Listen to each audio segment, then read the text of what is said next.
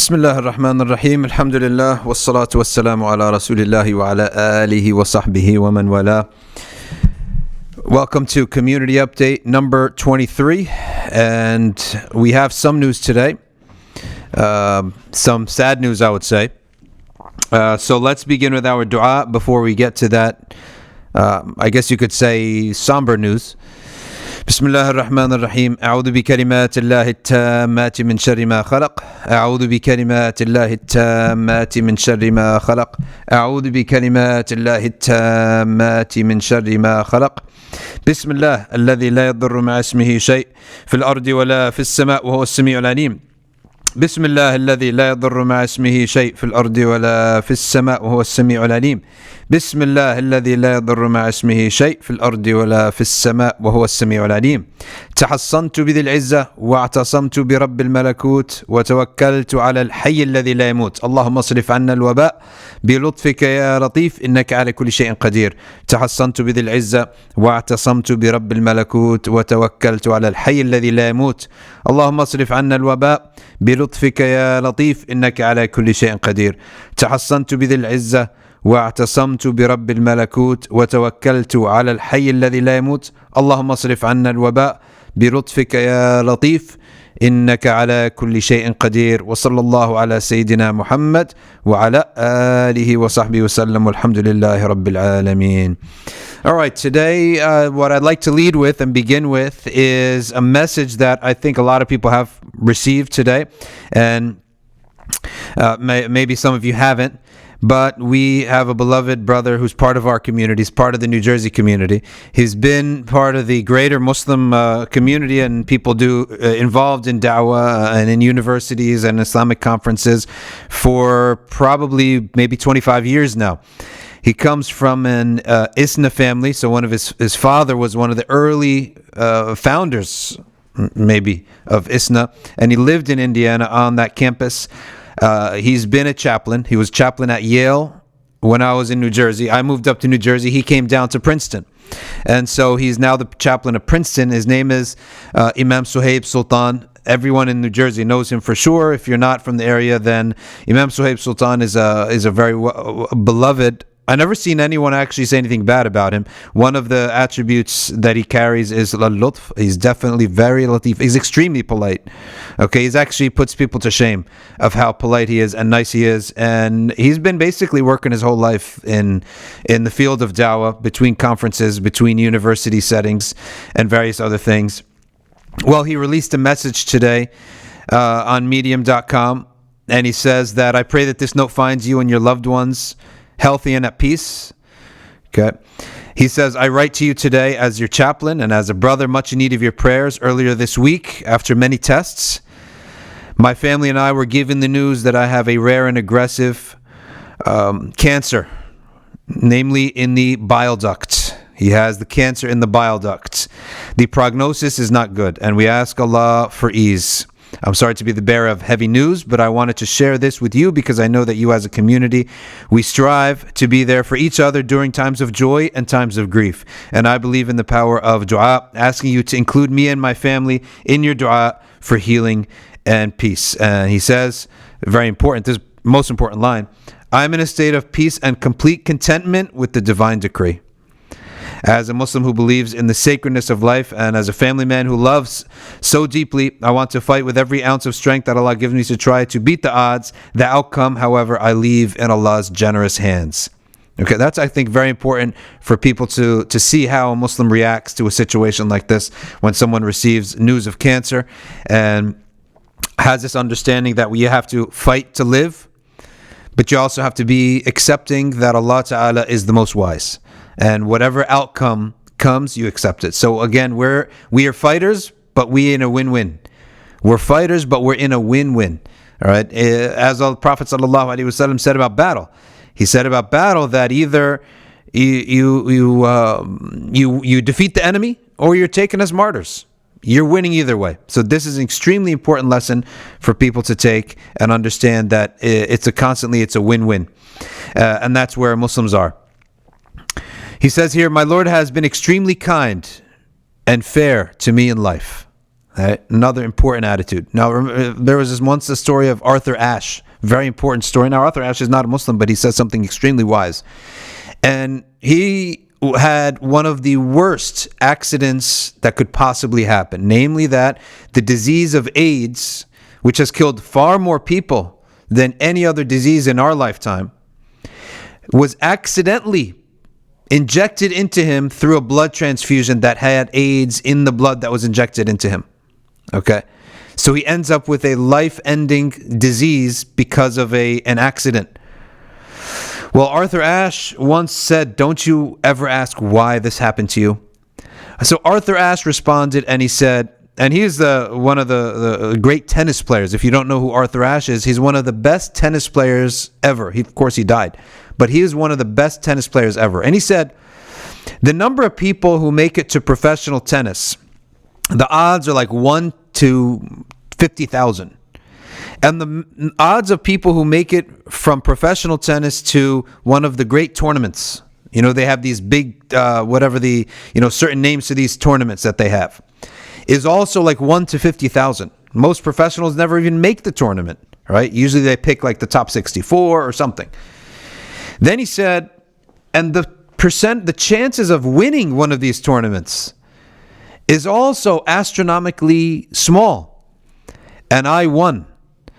But never, despite these rare chances, these extremely small percentages, never did I ask God, why me? So when something bad happens, likewise, I'm not going to ask God, why me? This to me is one of the most profound statements in the century, in our lifetime. He said it in the 1900s, like 1990s, I think. To me, this is one of the most profound statements that I've ever heard a celebrity or a famous person say. So when I won, and I had astronomical chances of winning, I never asked God, why me? So when I get an accident befalls me like this, right, and the chances of this ever happening to anyone, an accident like that, are so astronomically small, likewise, I don't ask why me. And Imam Suhaib is saying words like this that I think are a great lesson. More important than any lesson that we're going to give is this reaction here. My Lord has been extremely kind and fair to me in my life. God has given me everything and everyone in these 40 years of life. I have no complaints. If my return to Allah is near, then I must say that Allah gave me every opportunity to be a saint. In other words, to be the top righteousness of wilayah. I return, though, a sinner, because of my own weakness and lack of resolve. SubhanAllah. I pray that this cancer is a purification of those sins. And I'm telling you, I can guarantee you won't find a single person who files a complaint against him. I'm not even saying that as usually when something bad happens to somebody, everyone starts saying really nice things, right? But this is actually not even the case. This really is his nature. And I challenge anyone to go out there and find someone who has a bad comment to say about his character. I hope this cancer is a purification of sins and a means of elevation to my nearness to God and a way of growing in the virtues most loved by Allah and exemplified by our Prophet sallallahu alaihi wasallam. Allah tells us in the Quran that He will test us with blessings and with suffering. I've mostly been tested with blessings. Even in this difficult hour, I'm so privileged to have cancer while living in luxury. A steady income, health care, a warm house, nourishing food, and most importantly, an amazing family and awesome friends. This is something that we've actually been saying the whole month, really. It's look at the glass half full, and that's what he's trying to do here. I mean, you have cancer, but he's trying to look at the glass half full. So I ask that while you keep me in your dua, you pray even more fervently for those who have compounded suffering, such as refugees, victims of domestic violence, orphans who have cancer and are orphans begging in the street, towns and villages that don't have clean water, and many, many others. This community which I helped to establish with Allah's grace and have been part of for 12 years is very near and dear to my heart. I want you all to know that I love you and I have nothing but good feelings in my heart for each of you. You know, that's not very easy to do. It's not even easy to work with human beings and have a clean heart and have a good attitude towards everyone. It's very difficult to deal with people. There's not a person with whom I have unresolved conflict with. Not one. That's beautiful. This is like the man who Abdullah ibn Umar went to. Sayyidina Abdullah ibn Umar came to a man. The Prophet ﷺ said he's a man of Jannah. And Abdullah ibn Umar went and followed him and found that he does no extra ibadah. There's nothing special that he does. And so Abdullah ibn Umar finally asked him, what is it that you have? That the Messenger of Allah said you're a man of paradise. Sayyidina Abdullah, the man said, by Allah, nothing. And he thought for a while and he said, well, the only thing maybe that I do that's different than anyone else is that when I put my head down to sleep every night, I recount everyone that I dealt with and I make sure that I have no anger towards that person. No hiqd, no hasad, no envy. Right? In other words, an absolutely pure heart. This is one of the most difficult things to do. He says, but of course, given my role in the community, having to deal with so many people all the time, you all have far greater rights over me, so I ask that you either completely forgive me or my shortcomings or extract your rights over me before I return to Allah. Please tell me how I can make things right if I've wronged you in any way. Another very important example, whenever someone's facing death, you don't want to have any hiqd and hasad and baghda and shahna, which is hatred and ill will towards anybody when you're on your deathbed. And by the way, I mean, some people are given a warning, but some people just die in car accidents. So in other words, we got to actually keep this our state every day. You never know what's going to happen. Knowing how kind and generous you all are, I know many of you will want to reach out upon receiving this news. My family and I welcome your du'as and good wishes and warmth of your love. We ask, though, that you please send us an email or text or voice notes rather than calling. Please also refrain from offering your medical advice. As I like this one. That's actually, to me, almost like comedy. People want to give their medical advice and they don't even know the situation. We have trusted physicians, the best in the Eastern and Western medicine, and need to focus on the plan that we already have. Okay? Subhanallah. So this is some sorrowful news for the New Jersey community, and we ask Allah subhanahu wa ta'ala to give him a speedy shifa, and please make dua for him and for his family. And that's something that I wanted to mention today, and I think everyone, it's on their mind in the New Jersey community because it's important news. We also had another news, but this time, inshallah, this news will be hopefully a better prognosis, and that is, but still much in need of our dua, our own brother Jake, who is a convert in our community, and we had a podcast with him about the Quran only group, has fallen sick, and he is asking everyone for your dua, and so again, this is a time of a lot of dua. There's a time in which people are being tested. Everyone's being tested, and some people very specifically, and some people in a general way. But everyone is in a state of being tested in some way or shape or form. So this is a time to hope for purification. And it's a time to make istighfar. And it's a time now that Ramadan is upon us. So when Ramadan is coming, while some people are being tested as well, so we ask Allah Ta'ala to make it a month of purification. And I had an idea, and I actually began this intention today, which is the intention to try to begin in terms of our remembrance of Allah and our recitation of Quran. We might as well get into Ramadan mode from now. By Ramadan mode, I mean a little bit more recitation of Quran, a little bit more remembrance of Allah Ta'ala, and get ourselves in that mode so that when the month of Ramadan comes, we land running, as they say, or we hit the tarmac and we hit the ground running. So with that, let's now take a deep dive into the book of Allah subhanahu wa ta'ala.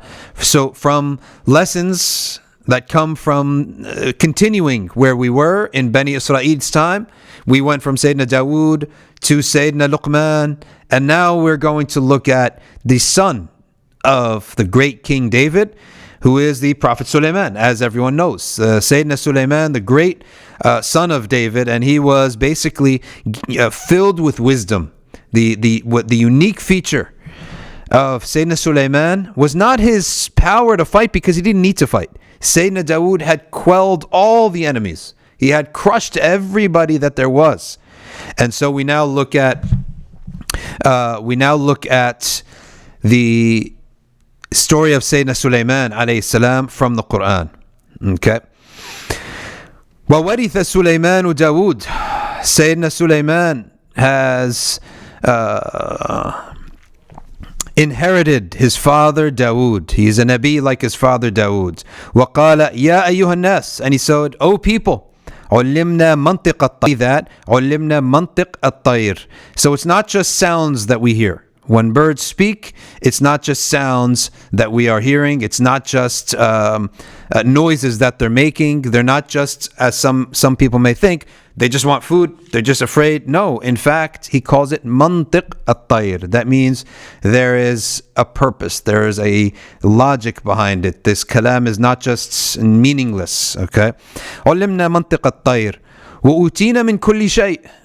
And we've been given everything. Sayyidina Sulayman attests that in his time, they've been given everything of the kingdom of Allah subhanahu in the kingdom that is imaginable. They've conquered enemies. They have wealth. Anything that was to be had, they had it at their time. And so someone should never imagine, because if you notice the contrast that we did about 4 or 5 companions who were tortured. Like, we had the Khabbab, we looked at Ammar bin Yasir. These Sahaba were completely tortured. They had nothing. Okay. But now we go to 2 great messengers or prophets, Sayyidina Dawood, Sayyidina Sulayman, that had so much. Okay. So that the contrast is there, that that the life of a believer can be both ways. It can be extremely hard. It can be extremely blessed. Okay. You may lose. You may win. Okay, you may have victory. So here, Sayyidina Sulayman says, "Utina min kulli shay." We're given all things. Inna hadha lahu al-fadl al-mubin. This is the great bounty of Allah. The word fadl means extra. The word bounty means the fadl, or the extra that we don't need. All right. So ni'mah is a blessing, but fadl is something you don't need. Like, for example, you might have a 6-bedroom house. Maybe you only need 3. But Allah has blessed you with wealth, so you bought it, and it was on a discount, so you bought it. Maybe you need 2 cars, okay, but you have 3. Allah blessed you. Maybe you can survive at $100,000 a year. You earn 500,000. It's the fadl of Allah subhanahu wa ta'ala. And how do we know that something is a fadl? We know it by the fact that we're using it for the good. And this is what Sayyidina Sulayman said. وَحُشِرَ لِسُلَيْمَانَ جُنُودُهُ مِنَ الْجِنِّ. Sayyidina Sulayman, he had control over something else that nobody else ever had. And that he had control of the jinn. Okay? وَالْإِنس, and he had many human beings. وَالطَّيْرِ, and birds. All working for Sayyidina Sulayman. Now imagine the advantage that you have. Right? When you have from the jinn and the ins and the tayr, okay, you have all of that. How is anyone going to compete with you when you have birds and jinn on your side? فَهُمْ يُوزَعُونَ حَتَّى إِذَا أَتَوْا عَلَى وَادِ النَّمْلِ. Now let's take a look. Most people, when they have immense power, what happens? When you have your powers this big, it's very hard for you to be considerate and understand the existence of something very small, right? The little guy. So it's very hard this is why tyrants, you ever see how tyrants are tone deaf? Everyone is in the streets, right? They're shouting, take down the tyrant. And all of a sudden the tyrant comes to give a speech, and he ruins it. He makes things worse. Why? He doesn't even understand the way in which the poor man thinks, because he doesn't know how he lives. Okay? Now that's the poor human being.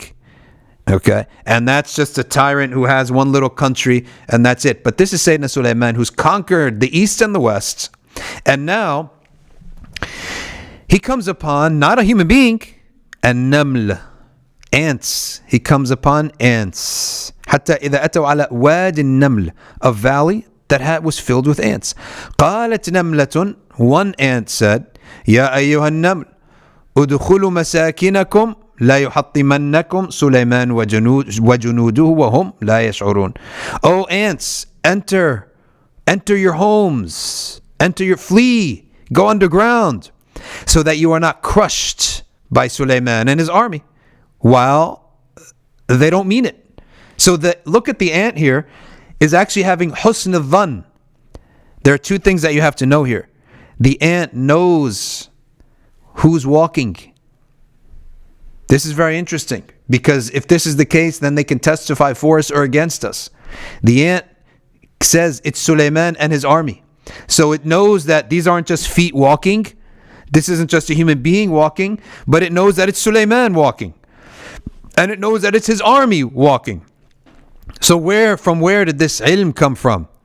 All we can say is that perhaps Allah Ta'ala has given some knowledge to different animals. And as you're going to see here, we're going to come upon a bird that has knowledge, okay, and wisdom. So these ants and these birds and these animals, they live very different from us. Their sounds are different. They don't have the control that we have. They seem not to have the intellect that we have or the size of brain that we have. But Allah is telling us they have their own logic, their own nations, and their own speech, and their own discussions. And they possess some knowledge, okay? And He says here, this word, لَا يُحَطِّمَنَّكُمْ, that it should not crush you. Let them not crush you and not smush you. Okay? The people who are looking at things and studied the ants have noticed that the nature of the shape of the ant, or the outside of the ant, is actually when it's destroyed, when it's crushed, it's broken like glass. So they take this as one of the ayat of the Prophet's truthfulness, is that something that was not known at that time, is that the actual nature of the ant's outer body is closer to glass. So the word shattering is the most appropriate word, at-tahtim, or shattering. That's a little side point about what they sometimes call scientific observations in the Quran. Now, it's very important to note, scientific observations differ from scientific theories.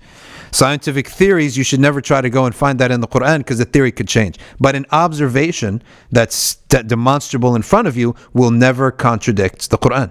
Okay? He says, فَتَبَسَّمَ ضَاحِكًا مِنْ قَوْلِهَا. Sayyidina Sulayman, he smiled when he heard this.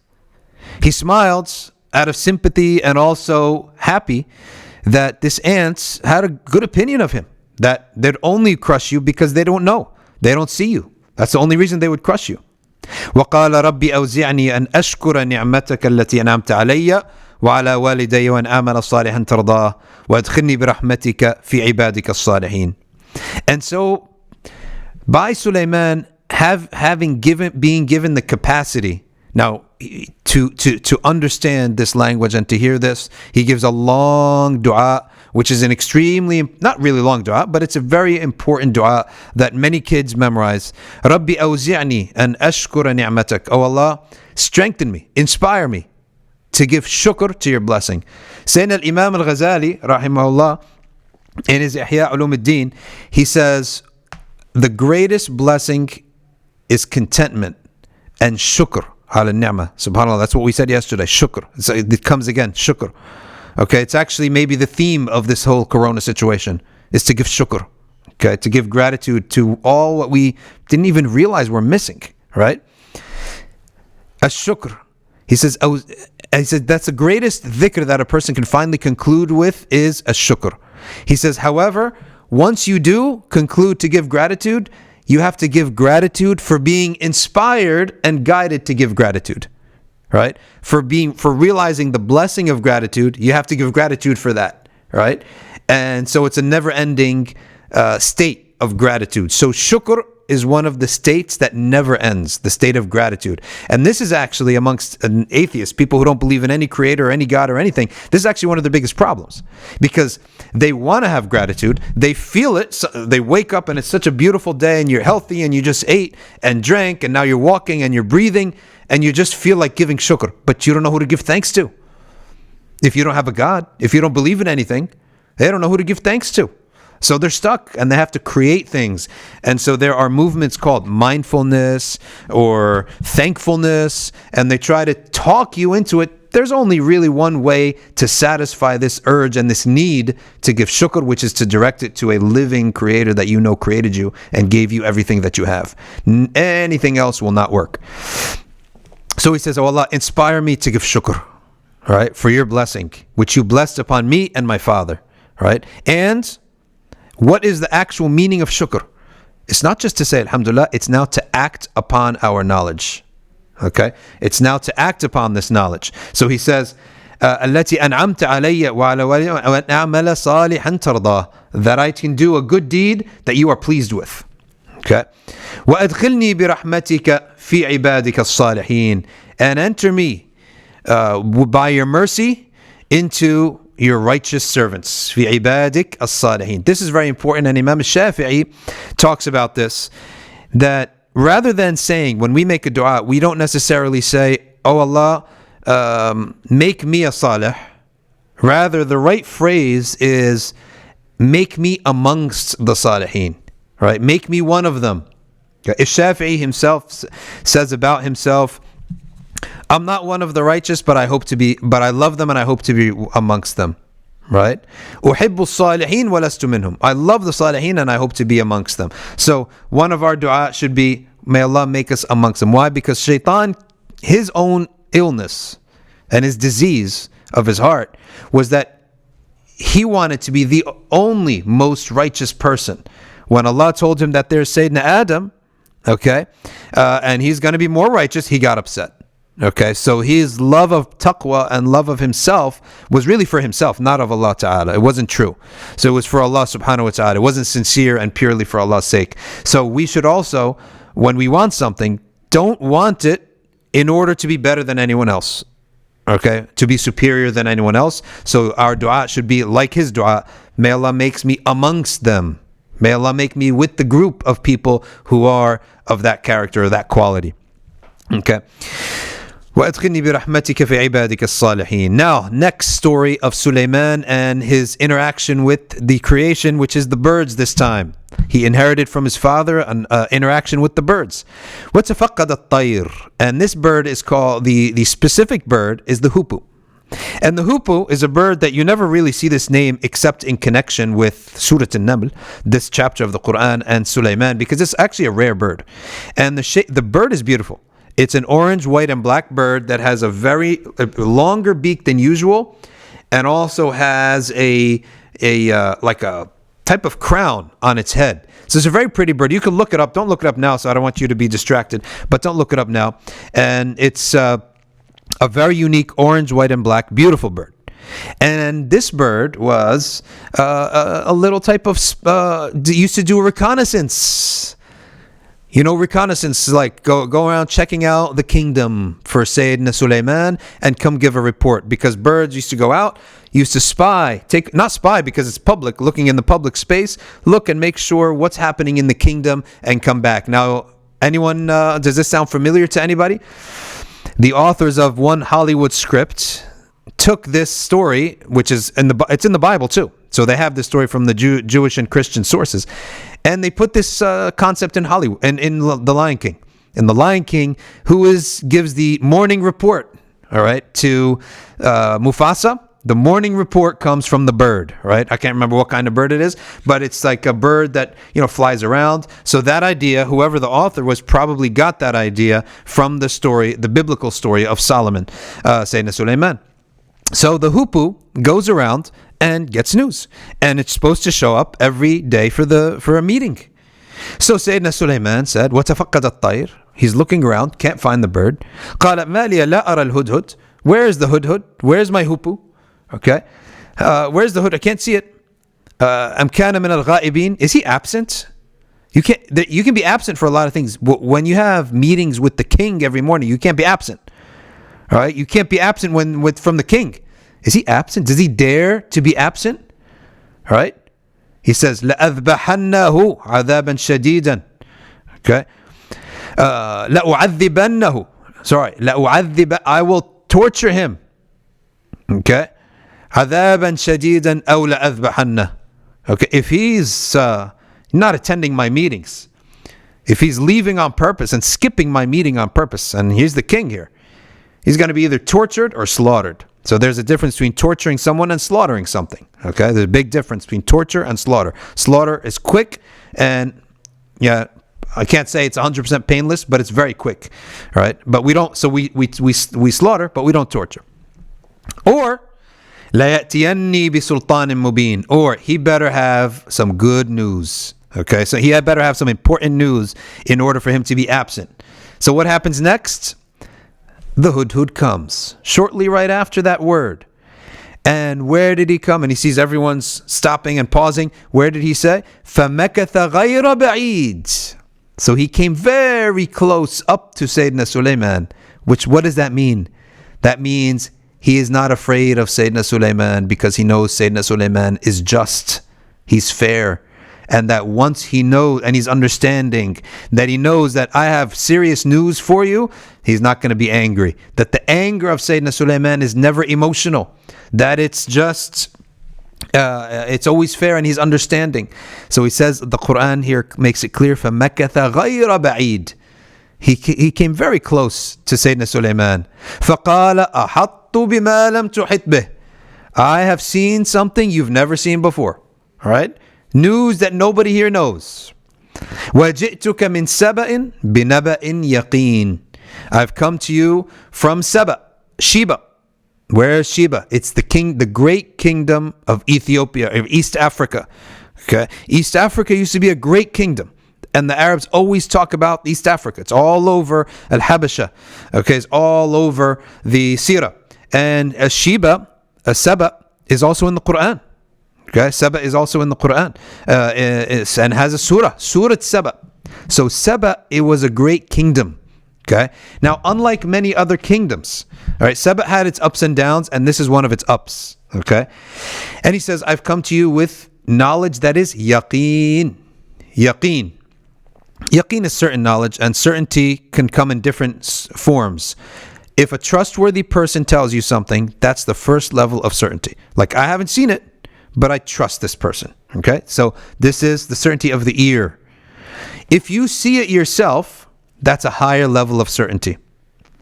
And if you feel it and experience it, it's an even higher level of certainty. So this is ilm al-yaqeen, ayn al-yaqeen, haqq al-yaqeen.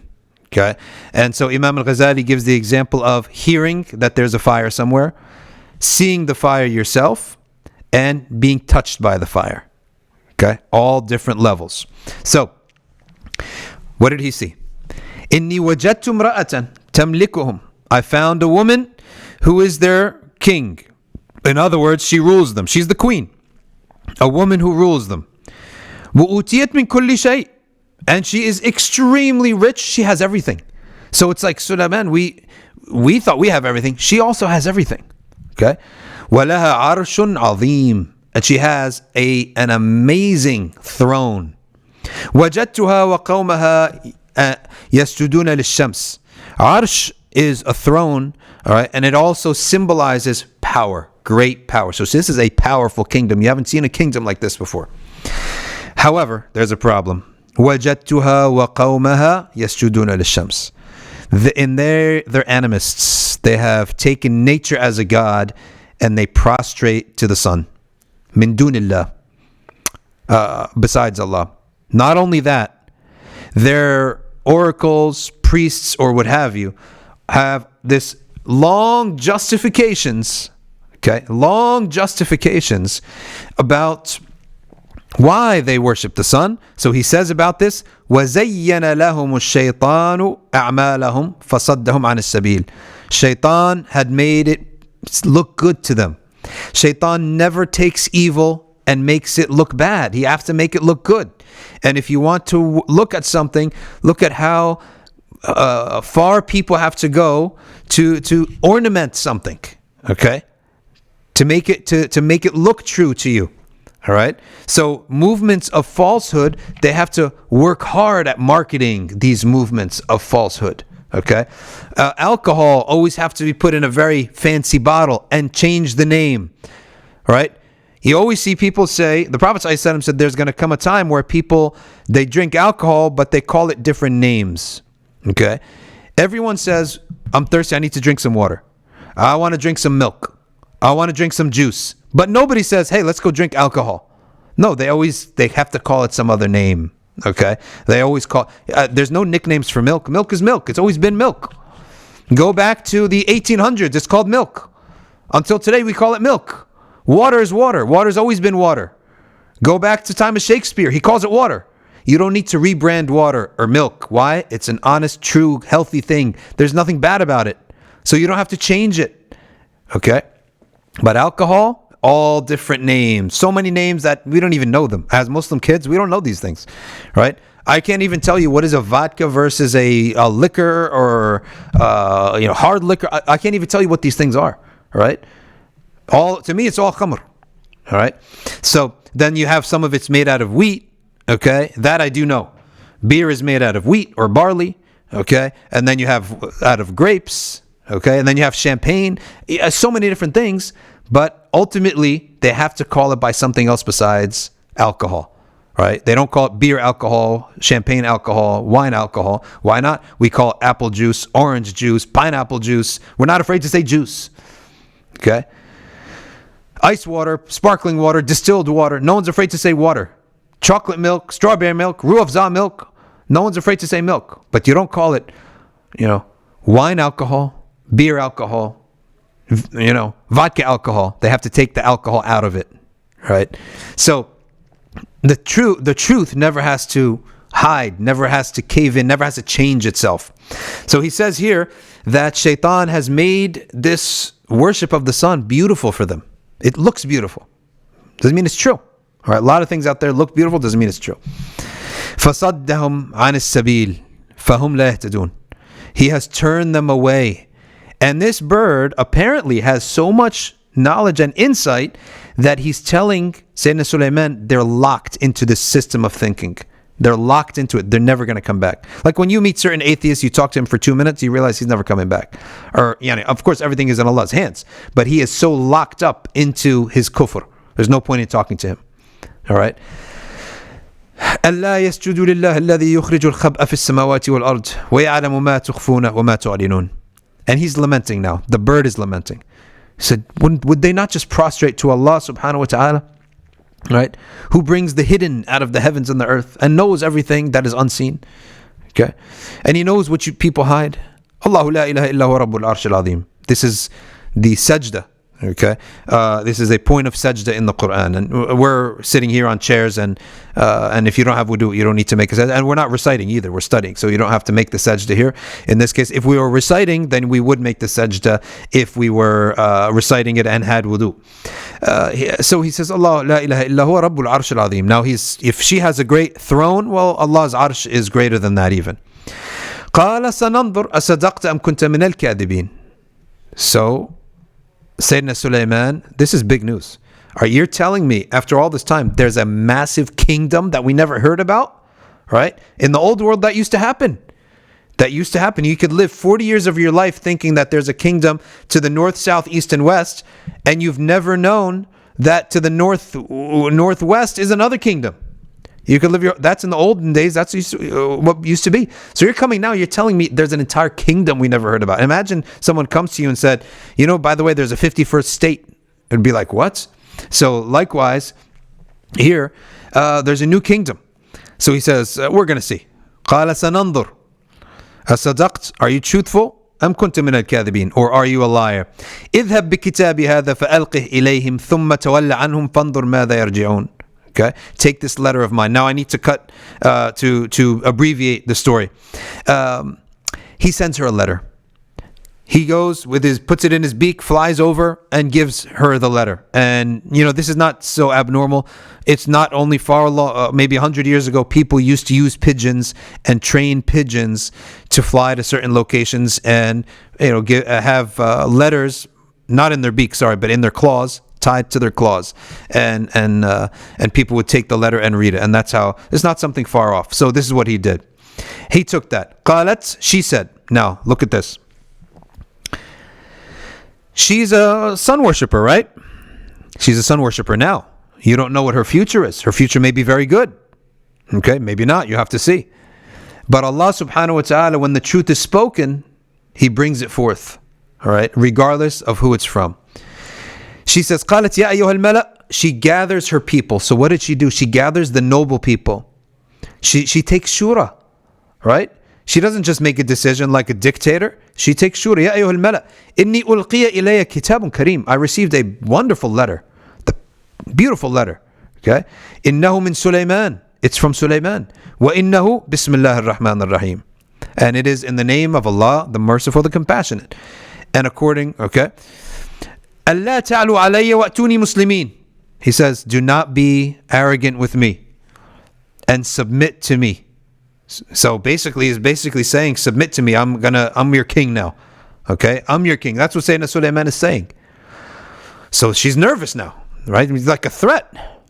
قالت يا أيها الملأ أفتوني في أمري. Oh people, give me leaders of the people.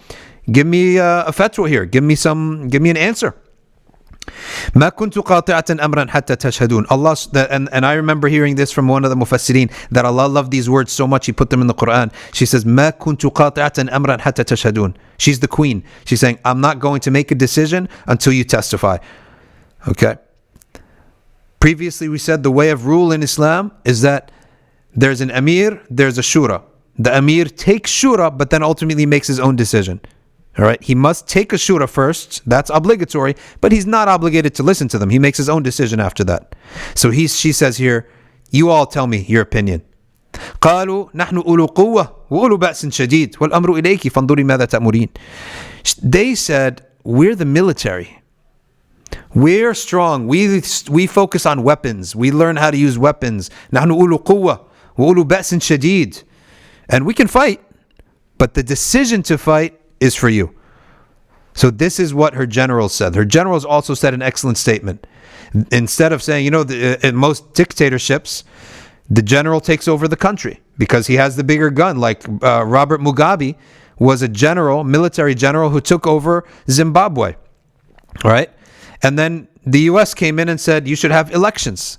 So he lost the election to some smooth-faced young man.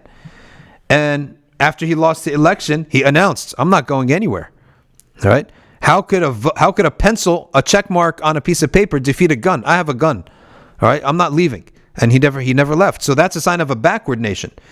The sign of a progressing nation is that the military doesn't take over. The military knows all we do is we use weapons all day long. You're the one who deals with policy and international relations. And that's what they said. So Allah cited them too as an excellent example.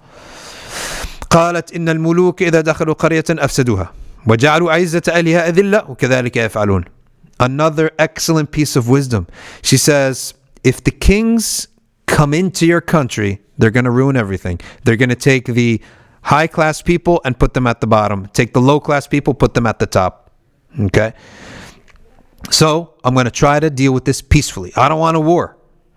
وإني مرسلة إليهم بهدية فناظرة بما يرجع المرسلون. I'm sending them a gift. Let me send them a gift and see what happens. So what is she doing? She's using her powers of persuasion to try to convince Sulayman to back down. Right? Let's make peace. Send her a gift. فلما جاء سليمان قال أتمدونني بمال فما أتاني الله خير مما أتاكم بل أنتم بهديتكم تفرحون. He said, are you trying to buy me here? Are you sending me gifts? Do you think I don't have everything in the world? I have everything. So he wrote back, he said, I don't need your gift. Send it back. I don't want gifts. He's not there for money. He's there for tawheed. Okay? ارجع إليهم فلنأتينهم بجنود لا قبل لهم بها ولنخرجنهم منها أذلة وهم صاغرون.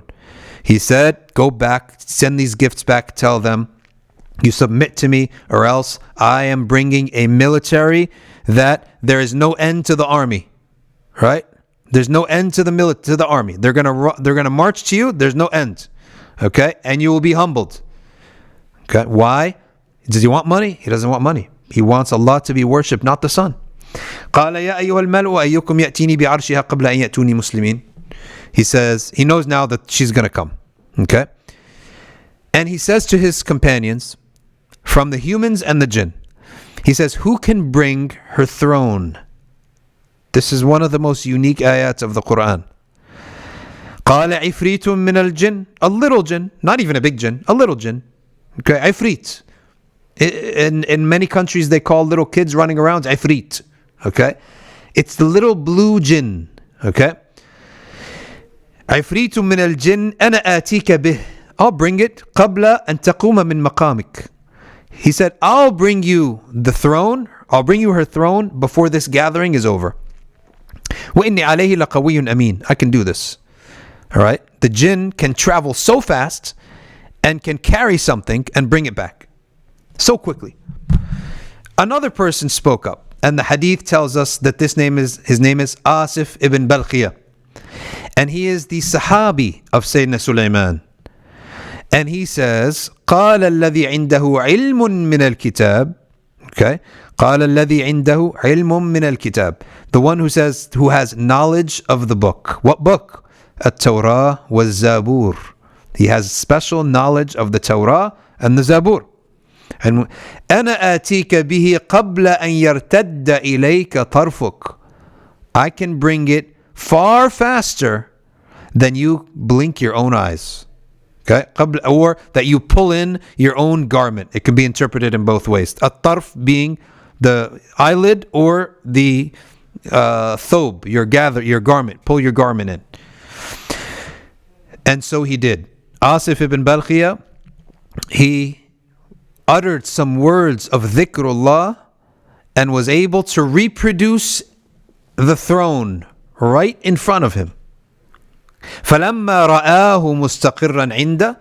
Okay, when Sayyidina Sulayman saw the throne right in front of him, قَالَ هَذَا مِنْ فَضْلِ رَبِّي لِيَبْلُوَنِي أَأَشْكُرُ أَمْ أَكْفُرُ. Again, for those who have a good life, look at how he treats the ni'mah. Immediately, he says, this is from Allah. It's not from me. Yeah, he trained him though. He trained Asif ibn Balqiyah. If you train your son to do something, or if you train a student or a disciple or a trainee to do something, right? And he does it, immediately you're like, wow, I trained him very well, right? No. Sayyidina Sulayman said, this is from Allah. هذا من فضل ربي. To test me. Blessings are a test. أأشكر أم أكفر. Will I be grateful and do good works, or will I not thank him and not do good works? Okay, so this is, Sayyidina Sulayman is a lesson for the rich. Every time Allah gives you ni'mah, take it and say, this is from Allah to test me whether I will use it for good or use it for evil. Right?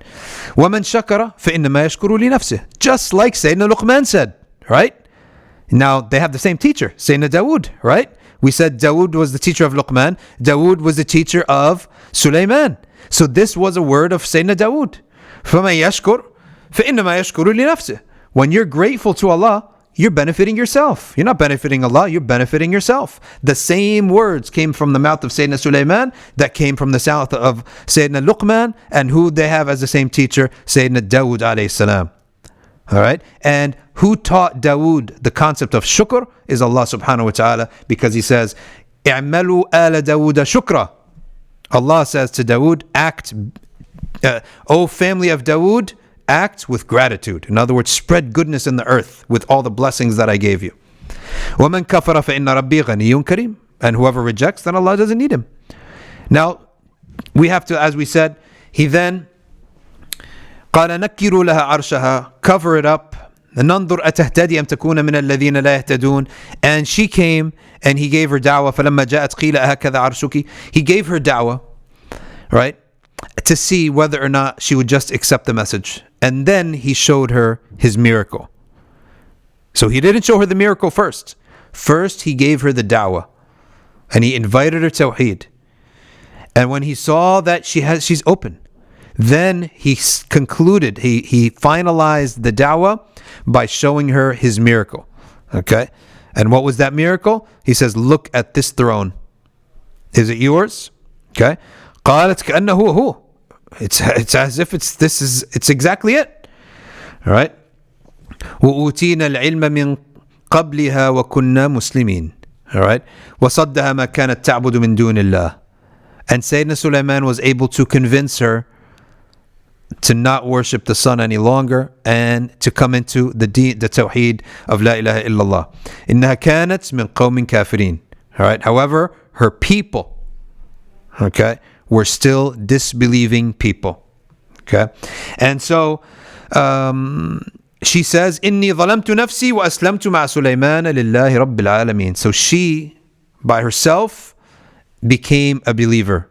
And we oftentimes say these kings and these queens and this, that, and the other and all that stuff, right? Well, sometimes the king is good and the people are bad, right? and we have the case of two Habashi people. The first is An-Najashi in the time of the Prophet ﷺ, right? In our seerah. He became a believer in the Prophet while his people were Christians and refused. And here before him, Sayyidina Sulayman's time, we have the queen Malikat Saba, all right, the queen of Sheba. She believed, but her people did not believe. And Surah Saba tells us about the end result of her people, okay? And it wasn't a good result. All right, so that is a beautiful story from Sayyidina Sulayman, alayhi salam. And this story was told to the Prophet sallallahu alaihi wasallam so that he could realize that if you alone believe in something and everyone else rejects it, it doesn't necessarily mean you're wrong. Here you have Queen of Sheba, all right, and all right, you have her people rejecting her. So being alone in the truth is sometimes it happens. All right, let's stop here and go to our comments. First comment. All right, so we have salam from Nadia Pranik, wa alaikum salam, from Javaria Fatima, from Ozlam Yurtas, from Habiba, wa alaikum salam to everyone. All right, Haris Amin, wa alaikum salam. Suhail Khan making dua for those who are sick and those who are in a situation. Okay, we have some very weird messages here that are deleted. I don't understand what's going on here. All right, but a whole bunch of people have been writing stuff and getting deleted, so I don't know what's going on. Muhammad Mubin says, Assalamu alaikum. Do I kill an ant in my home if it is causing me no harm at the moment? I find it heavy. Killing it in the act haunts me for a while. I actually think that if it's one ant, you should remove it. But if you have ants, if you have an ant problem, you may remove it. You may exterminate an ant problem. One ant, two ants, then let them go live out their existence outside. No problem in that. Okay. The phrase, I guess today is really a weird message day because this name here is very strange. I'm not even going to read it out loud. I don't know. Maybe it's what you eat. In any event, when was the phrase Bismillah ar-Rahman ar-Rahim revealed? Okay. Yes. So Sayyidina Sulayman was informed of Bismillah ar-Rahman ar-Rahim, and according to Imam Malik and Abu Hanifa, that's the only time that Bismillah ar-Rahman ar-Rahim is part of the Salah, of the Quran. It's not part of the Surah Al-Fatiha according to the Hanafi and Maliki schools. It is part of the Fatiha in the Shafi'i and the Hanbali schools. So it was clearly revealed to prophets before the Prophet Muhammad sallallahu alaihi wasallam. However, it is the Meccans, the people of Mecca, had never heard the name Ar-Rahman before until the Prophet brought it to them. Okay. A has messages retracted. I guess it's message retraction and deletion day in our community update. Meme Owl says, Sheikh, can we read PDFs that were made without the book author's permission? Will it be a sin? I think that if the author is selling the book and making money off of it, which is a halal rizq for him, then don't take the PDF and buy the book. But if it's out of print, okay, and the author doesn't seem to care that it's out of print and he's not printing it again, then you may take the PDF. Okay. If you find the PDF is easier for you to use, then buy the book and use the PDF. So at least you've purchased, it's a one-for-one trade. You've purchased the PDF. Okay, Lazat Ashkhanasi says, Assalamu alaikum, how are you? Oh, wow, this is really nice. I guess Lazat Ashkhanasi sent me a great message here. I guess that makes up for all the hate mail that we got up there. All right, alhamdulillah. Javaria Fatima says, what an incredible story. May Allah allow us to recognize the truth in every aspect of life. Ameen. Ali says, Salam, can you guide me a book on life of Prophet Muhammad sallallahu alaihi wasallam? The best book of Sirah, or the Prophet sallallahu alaihi wasallam, there is a big one that you can read called Sultan of Hearts. It's a very good book. It's called The Sultan of Hearts. You can get that book. It's a pretty big one, but you can get it. The Sirah of Hamza Yusuf is on SoundCloud. and you could listen to that for free. And that's a book that he put on. He used to sell those tapes, but he just puts them on SoundCloud, so you can use those. That's from the olden days. 1996, Sheikh Hamza made that beautiful series on the seerah. It's one of the best ever that you're going to listen to. Javeria Fatima, I commented initially that there was no voice when I realized that I had not put on my headphones. Okay, alhamdulillah. This time we had voice. Zaim Chudri says, Assalamu alaikum. Who brought the throne? Was it Sulayman? Why was the Sulayman thought it's a test from Allah? Okay. The one who brought the throne was the companion of Sayyidina Sulayman, as narrated to us in a hadith, and his name was Asif. Okay. And Sayyidina Sulayman, when he saw this much power that not he has, his companions have, he realized this much power is a test from Allah. It's a test. Okay? And so therefore, Allah subhanahu wa ta'ala, he inspired him to say those words so that we could understand power is a test. Wealth is a test. The bigger it is, the greater the test. So he immediately labeled it and put a frame around it that this is a test from Allah. Right? Because power is equally a test as the lack of power. Wealth is equally a test as poverty. Beauty is equally a test as ugliness. Health is equally a test as sickness. The opposites are tests. Adil Khan says, what power or skill did Asif ibn Barkhia have that he was able to bring the throne? Did he use the jinn? He did not use the jinn, and it is unknown to us. All we know is that by uttering certain words of dhikrullah from the book of a Torah and the Zabur, he was able to bring the throne. Allah knows best how he did that. Waj Hussein says, did the Prophet ﷺ meet both Dawood and Sulayman alayhi salam in the Mi'raj? I do not know if he met both Sayyidina Dawood and Sayyidina Sulayman in the Mi'raj. This I do not know. What I do know is that he did meet most of the Anbiya, if not all of the Anbiya, in Jerusalem. And it was Sayyidina Dawood and Sulayman were very, very most likely in the Isra to Jerusalem, Mi'raj to the heavens, and then back to Mecca. And so he did most likely meet them in the Isra, and Allahu A'lam about the Mi'raj. Habiba says, would Bismillah ar-Rahman ar-Rahim have been included in the original Torah and Zabur? Yes. Because if Sayyidina Sulayman is using it, he's using it because it's what he knows. And therefore it would have been in the Torah and Zabur. But we're saying this with opinion, not certainty. A says, Salam, I was telling someone to change their name, but I decided against it. Sorry for messing. No, you didn't mess up the chat. I mean, I'm telling you, it's weird chat night today.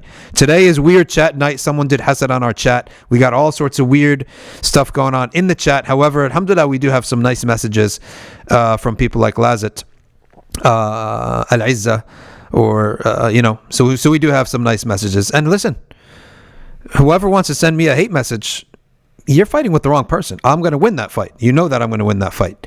So don't back down for anyone. I'm not worried about anyone or anything that anyone has to say. Sabat Yusuf says, please pray for my brother. He has fever, cough. And I want you also to pray for a relative. Yes, we will make dua that he doesn't have corona COVID-19.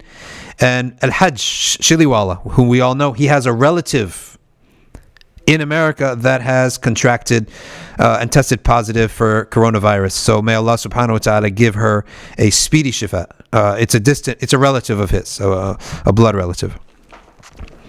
Ali Mawlad Dawili, mashallah, is the 40 hadith of Imam Nawawi suitable gift for a layman? Yes, and if you want to give the explanation by Ibn Rajab al-Hanbali, you can do that too. Beautiful explanation. It might cost you a couple bucks more, like $60 more, but it's a great gift. And people can read Ibn Rajab al-Hanbali's explanation of the 40 hadiths.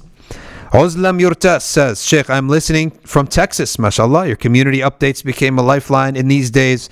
Alhamdulillah, that's great to hear that the effort is rewarding to everyone and people even in Texas. So my salam to the Texas community. Alhamdulillah, MashaAllah, we got London, we got California, we got Seattle, Washington, and we got Texas. So MashaAllah, excellent. NA is the Burda poem of Salawat. Even though there is no traditional salawat in the text, yes, it's praise of the Prophet sallallahu alaihi wasallam, and between each line they give salah on the Prophet sallallahu alaihi wasallam, and it's considered one of the most accepted, no, the most accepted poem in praise of the Prophet. It's 10 chapters, not even that long, and it's called the Burda of Al-Busiri, and it's one of those poems of praise of the Prophet sallallahu alaihi wasallam that every country of the Muslims has accepted this and taught it and sung it. Okay. Ahmad Ali says, what is the origin of Nurik as-Sari salawat and what are the rewards? Salat of Nurik as-Sari is from Habib Umar himself. He authored that salah on the Prophet sallallahu alaihi wasallam. Okay. Muhammad Mubin says, Dr. Sadi, can you explain the dua of Sayyidina Sulayman made regarding his kingdom to be unique? Yes. Okay. Sayyidina Sulayman, he asked for a kingdom that is not appropriate for anybody else after him. And that kingdom is a kingdom where you control the jinn and the wind, okay, and the birds, okay. When you control all these three things, now the birds in the sky, the wind in the sky, and the jinn in the unseen, it's going to be very hard to compete with a king who controls the jinn, birds, and wind. All right, you can't compete with a king like Solomon. So when the Prophet ﷺ was praying one day, a jinn bothered him. Okay. After the salah, he tied that jinn up to a pillar in the mosque. Okay? He tied him up to a pillar in the mosque. And then, so that the Sahaba could see him. However, he remembered the supplication of Sayyidina Dawood that only he controls the jinn, so therefore he untied it and he let that jinn go. So therefore, it's only Sayyidina Sulayman alayhi salam whose kingdom controls the jinn. That's really one of the meanings of that statement. Zaim Chowdhury says, why he use the companion to bring the throne rather than the jinn? Yes, because the companion did it faster and did it better. Right? That's why. Because the jinn said, before this meeting is over, I can bring him. The Sahabi said, all right, the human being said, before you gather your garment, before you pull your robe together, I'll bring him. So which is faster? Okay? It's almost like, do you want dial-up or do you want 5G? Right? You want a dial-up internet? Do you remember the olden days of dial-up internet? Where you log on, you open the computer, you pray Isha. By the time the computer loads, you log on to AOL and you put your password, you go pray Shafa and Witr while the thing logs in and gets you in. You want to download an image, you go get a snack. All right? That's how slow the internet used to be. Okay? They should make, I have an idea. They should make a museum of old technology that works. Right? Like, so that little kids today, kids that are like 13 years old, 10 years old, 7 years old, they could go to this museum and dial up to the internet and have to sit there really slow. Instead of just seeing the device, they have to sit there while it dials up so that they could actually get the experience of what things used to be like, right? Like a working phone that you have to turn like this, right? And that you would call someone by turning it instead of dialing it with your fingers. All that stuff, they should have a museum where that stuff actually is functioning, right? Anyway, I'm not in the museum business, so what would I know? All right, Samia Samra, Rhode Island too, mashallah, New England. Rashid Khan from New York. Good. Habiba, how does one be like that in the sense of not backing down? Oh, and winning against negativity. Apologies for many questions. No problem. How you be like that is you keep reading stories of Umar ibn Khattab, and every time someone bothers you, you don't back down, and you don't tolerate it, and you don't swallow it, and it's an eye for an eye. And the only time you don't do that is a specific time when you feel that, it's better not to. However, you're going to do that by answering back when people bother you, upset you. Right? فَإِنْ عَاقَبْتُمْ فَعَاقِبُوا بِمِثْلِ مَا عُوقِبْتُمْ بِهِ. Okay? If you're aggressed upon, aggress in the same way that you are aggressed upon. Okay? So in the Sharia allows that, and I believe that if people are bothering someone, like bullying, okay? If someone's bullying someone, the only answer is to, all right, neutralize that bully. All right, if that someone's bothering you. And honestly, we Muslims, we get bothered all the time, and we don't say anything. Okay. Now I want to get Sami Kadovic on the phone. Okay. And Sami Kadovic has a message for everyone. We'll get to the other questions in a second, but right now we will get Sami Kadovic, Executive Director of New Brunswick Islamic Center. You're on the website of MBIC. The Executive Director has a message. Bismillah. Assalamu alaikum wa rahmatullahi wa barakatuh. Can you hear me? Yes. Wa alaikum salam wa rahmatullahi wa barakatuh. Jazakallah khairan.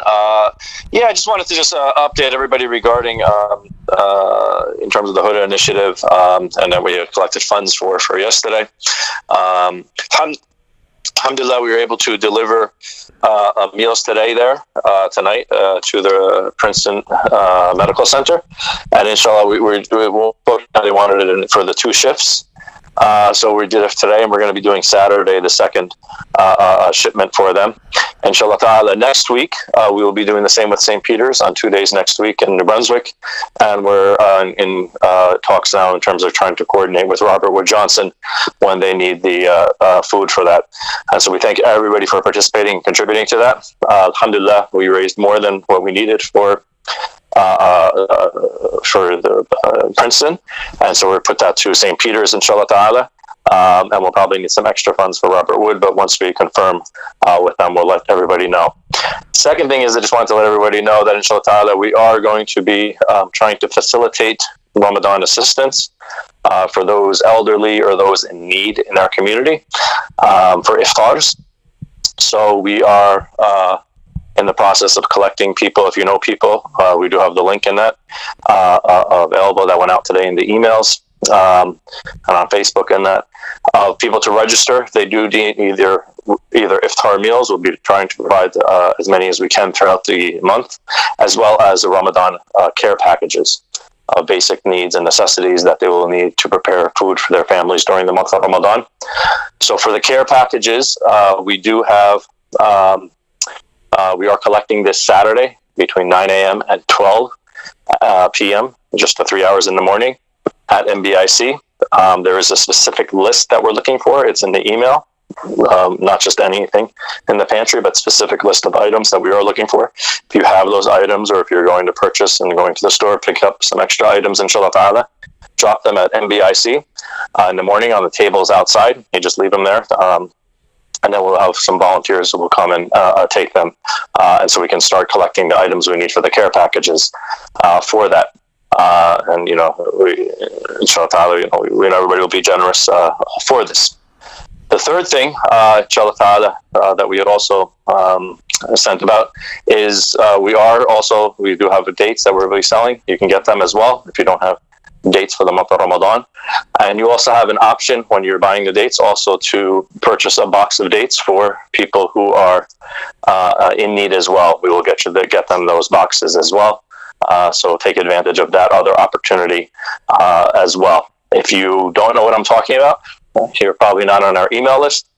We have a lot of forums that are going, and so we're going to have many forums that we're connecting you with MBIC with. The days are coming and Ramadan's coming. But please, one of the things is just still make sure you're on the email list. And so just register with the email list. And we can, as well as the other formats, but make sure you're also on our email list. Just go to the website, put your email address so that you can get those notifications as well. Things in that we're looking forward to in programming and what have you. And finally, just a reminder, and you can remind everybody for tomorrow, inshallah ta'ala, we're going to have Quran recitation and a talk that you're going to be giving. And that's why we invite everybody to make sure that they plug in tomorrow morning or afternoon during Jummah time or Zohar time to take advantage of that as well. And just as you mentioned, today and yesterday actually has been a pretty hard day for a lot of people in our community. And you've mentioned already about Imam Suhaib, and there's been others as well that I've been hearing, and people I know, etc., either passing away or getting the disease or going through a very big hardship. So just as a reminder again, be generous with our dua as much as possible. Keep making dua for people and for the community. There's a lot who are going through hardships. So if you don't know anybody, that's fine, alhamdulillah, but realize that there are many that these things are coming in. So please just try to keep people in their dua that Allah Ta'ala cures them, and be generous in your, not only in your time and your energy and your donations. Be generous in your dua, inshallah ta'ala. And we pray that Allah subhanahu wa ta'ala protects us all. And Jazakallah. Sammy, I have a quick question. Do you know how many people are in these 3 different hospitals? Princeton, St. Peter's, and Bobwood? Yeah, so Princeton was 400. 400 staff, that we had fed. And so they wanted it for the 2 shifts. Okay. So we did the 1 shift. I think half of the shift, I don't think it's 400 at one time. It's 400 total. Okay. And St. Peter's, I assume, is about the same, but I'm not sure exactly. They also wanted it for the 2 shifts. Okay. So we did arrange for that. Robert Wood, I assume, is a little bit more than both of those. But we're just trying to finalize that. Okay, good. Do we need to raise any funds tomorrow for that? No, right now, alhamdulillah, I think we're good. We'll keep the community updated. I mean, we're good for St. Peter's. Alhamdulillah, everybody was so generous the first time that we have the money to cover for St. Peter's. Robert Wood, we just have to finalize what that is. We may need some extra funds for that. And we'll also be reaching out reach out to the mayor's office as well, and seeing also for the hospitals also the possibility of trying to get them various masks and stuff like that they're not getting. But we'll also let the community know about that, or the opportunity to help out for that too in the future, inshallah. Okay, excellent. But please, just anybody, if you know someone who needs help during Ramadan and iftars and that sort of thing, who are, please forward them the information, get their information from them if they're older. It's also for the elderly too, that we can get their information and, be able to assist them during Ramadan. Sounds good. Thank you very much. Jazakallah. Jazakallah khair. Assalamu alaikum. Assalamu alaikum. All right, so there you have our update, our local update in terms of what we began with, a very small thing. We will end up, alhamdulillah, bifadlillah subhanahu wa ta'ala, as a team effort from the whole community and from some people even outside the community, that we will have fed, bi'idhnillah, at the end of next week, all 3 local hospitals, not just 1 shift, but the whole thing. All right, the morning shift and the evening shift. Patients, doctors, and nurses, and physician's assistants, and the janitorial staff. Don't forget them. Very important. They have to supply all the medicines and all the everything that they have to stock, the towels and the bed sheets. And don't forget all of that staff. It's very important as well. And anytime, the service industry to me is a very special field. People who serve, they're our colleagues in life. Without them, we couldn't do anything in life. So we have to be very aware of them and never forget them. So we have a couple more questions and we wrap up, because we've already taken you for 1 hour and 15 minutes. So the last few questions: how can people attain Allah's love the way the elders do from years of worship? Are there any shortcuts for young people? LOL. There are no shortcuts, in a sense of shortcuts, but the best way is to keep their company and make the elderly happy, because when you make people happy, when your ibadah is about the sick, the elderly, that's the closest thing to a shortcut as possible, because your ibadah is for yourself. But when you do amal muta'addi, an action that surpasses to others, like sadaqah, charity, all right, taking care of people. The first people you have to take care of is your own family. All right, when you do that, that's your fastest route, is to take care of others, to try to help others. That's, if you want a fast route, the left lane, that's the left lane. Drigger 95.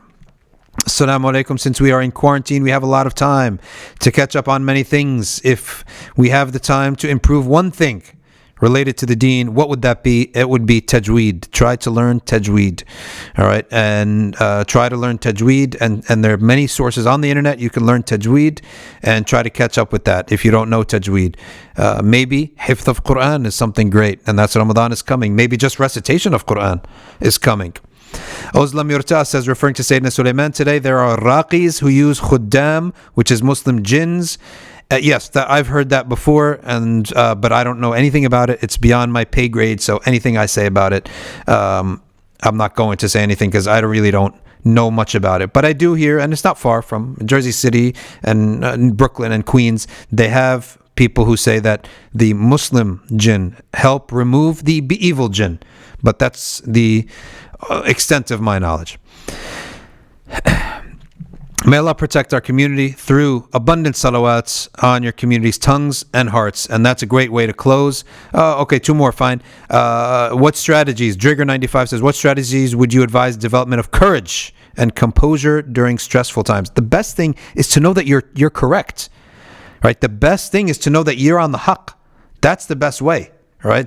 So even the sister before that, she said, how do we get that? You get that by knowing that you're true, you're correct.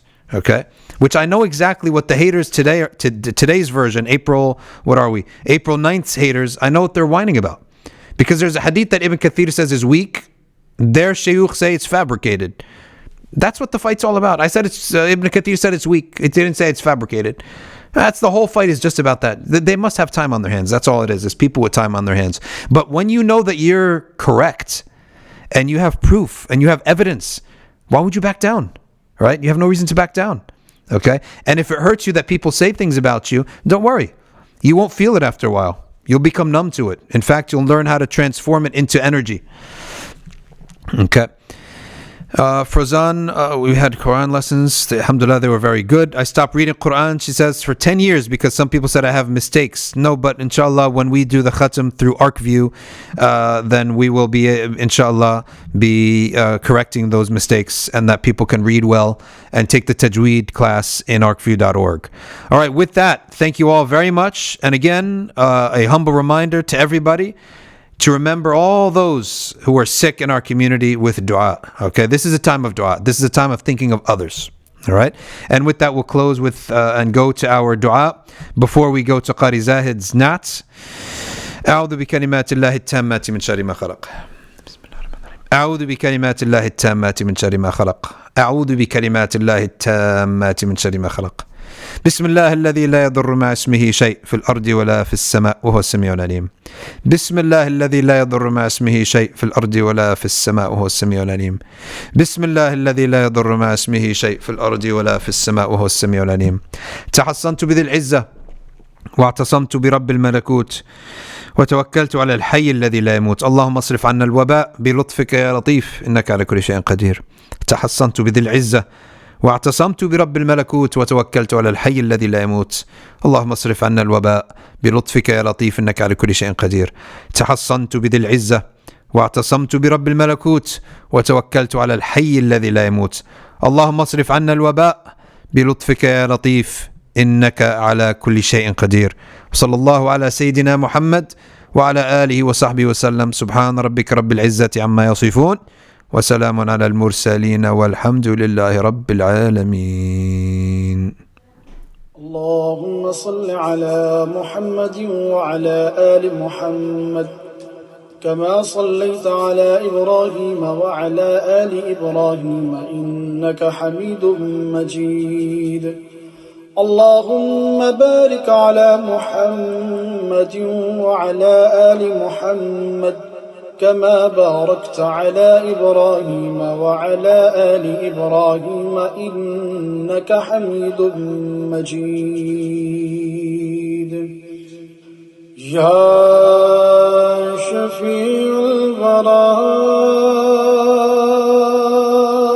البراء سلام عليك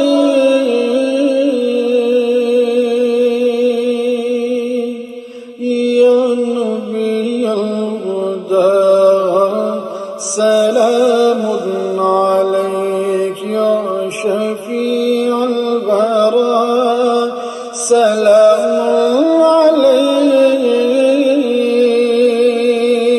يا نبي الهدى سلام عليك خاتم الأنبياء سلام عليك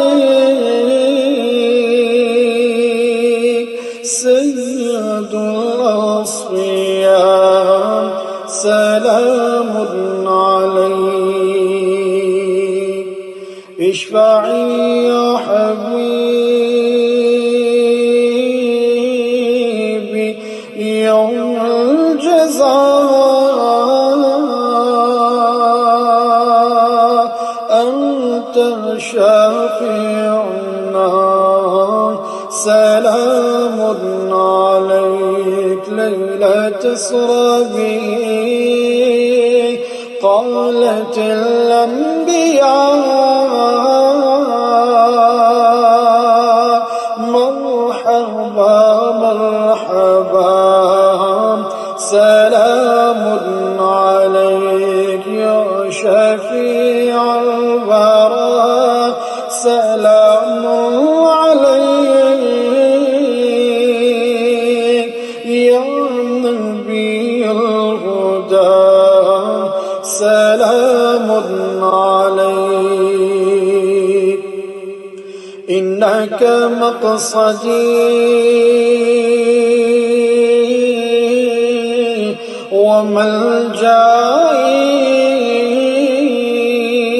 وملجئي إنك مدعى سلام عليك سيدي يا حبيبي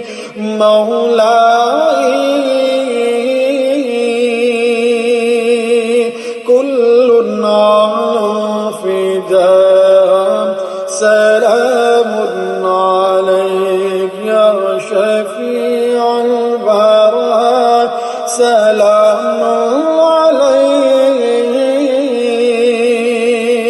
يا نبي الهدى سلام عليك خاتم الأنبياء سلام عليك سيد الأصفياء سلام عليك واجب حبك على المخلوق يا حبيب العلا سلام عليك هذا قول غلامك عشقي منه يا مصطفى سلام عليك يا شفيع الورى سلام عليك يا نبي الهدى سلام عليك خاتم الأنبياء سلام عليك سيد الأصفياء سلام عليك صلى الله تعالى عليه وسلم